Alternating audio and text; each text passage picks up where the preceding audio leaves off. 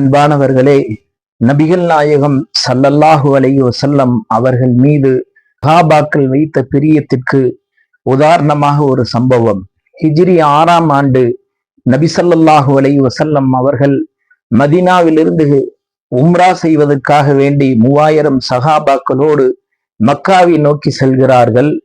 அப்போது மக்கத்து காஃபீர்கள் உம்ரா செய்யக்கூடாது என்று வழியிலேயே நபி ஸல்லல்லாஹு அலைஹி வஸல்லம் அவர்களையும் முஸ்லிம்களையும் தடுத்து நிறுத்துகிறார்கள்.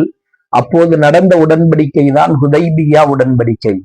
அந்த உடன்படிக்கைக்காக வேண்டி காஃபீர்களிடம் பேசுவதற்காக நபி ஸல்லல்லாஹு அலைஹி வஸல்லம் அவர்கள் தன் சார்பாக ஹஜ்ரத் சையதுனா உஸ்மான் ரலியல்லாஹு அன்ஹு அவர்களை மக்காவுக்கு அனுப்பி வைக்கிறார்கள்.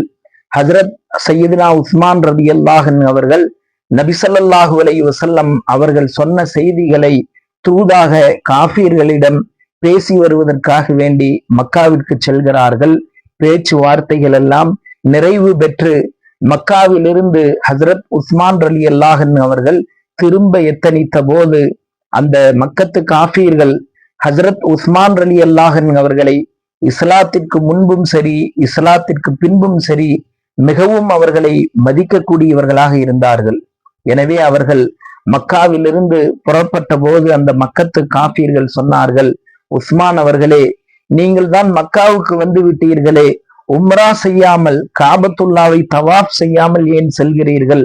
தவாப் செய்துவிட்டு செல்லலாமே என்று கேட்டுக்கொண்ட போது ஹஜ்ரத் சையதுனா உஸ்மான் ரலியல்லாஹு அன்ஹு அவர்கள் சொன்னார்கள், நபி ஸல்லல்லாஹு அலைஹி வஸல்லம் அவர்களை தவாப் செய்யக்கூடாது, உம்ரா செய்யக்கூடாது என்று நீங்கள் தடுத்திருக்கிற போது நான் மட்டும் நபிகளார் இல்லாமல் எப்படி தவாப் செய்வது? எனவே நானும் செய்ய மாட்டேன் என்று மக்காவை விட்டும் புறப்பட்டு சென்றார்கள்.